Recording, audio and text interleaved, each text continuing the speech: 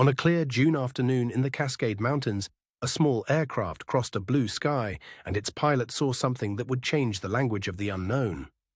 What he reported next helped launch the modern flying saucer era. He was not looking for mystery. He was flying a routine route near Mount Rainier, measuring distance and scanning the horizon, when bright objects flashed into view beside the mountains. The setting mattered: wide open country, sharp visibility, and a sky so clean that anything unusual would stand out at once. In that landscape, even a brief sighting could feel impossible to dismiss. The witness was Kenneth Arnold, a seasoned private pilot with a careful habit of observation. He later described 9 bright objects moving in a tight formation, not drifting like balloons, but cutting across the air with purpose. What made the report unforgettable was the motion. Arnold said the objects seemed to skip and tilt as they crossed the sky, a strange rhythmic movement that did not fit the aircraft of the day. He tried to judge their speed against the terrain below, and the result was startling. By his account, they covered the distance with a speed that felt far beyond anything he expected to see. When he landed, the account spread quickly through newspapers and radio. In a matter of days, the public had a new phrase for strange craft in the sky: flying saucers. That phrase was born from description, not certainty. Arnold compared the objects to something flat and reflective, and the image lodged itself in the public mind with remarkable force. Soon the sighting was no longer just one man's story. Investigators, journalists, and ordinary witnesses began comparing notes, and the sky over America seemed to fill with similar reports. That wider wave is part of why the case endures.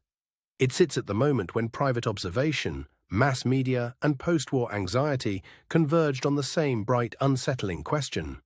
Arnold's description stayed remarkably specific. He spoke of a chain of objects, a high rate of travel, and a motion that seemed to ripple rather than glide, details that still invite close attention. Those details matter because they are not the language of fantasy. They are the language of a pilot trying to make sense of something he believed he truly saw. The speed estimate became one of the most debated parts of the case. If the timing and distance were even roughly right, the objects were moving with astonishing urgency. Supporters of the extraordinary reading see more than a misperception here. They see an early, disciplined witness encountering something that did not belong in the known catalogue of flight. The report also arrived before the modern culture of saucer lore had fully formed. That timing gives the sighting a raw quality, as if the mystery was still inventing its own vocabulary.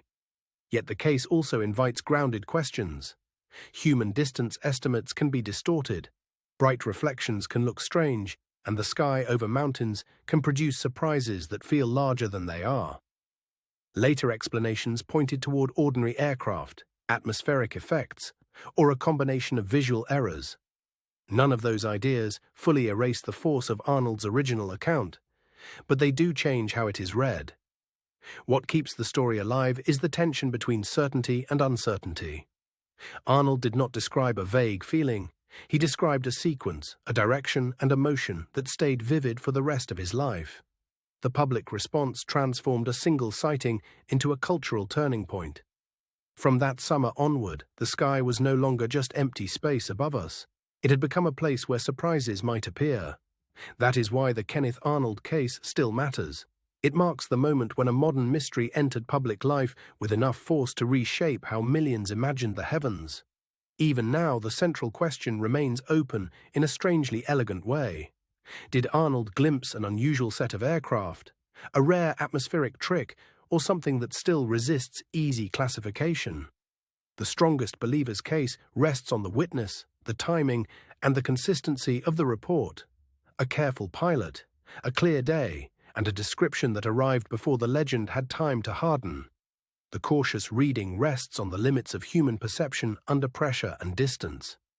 In a vast sky, even a disciplined observer can struggle to measure what he sees in the moment. And still, the report has a peculiar staying power. The objects were not said to hover, flash, or vanish in theatrical fashion. They moved with a physicality that sounded almost mechanical.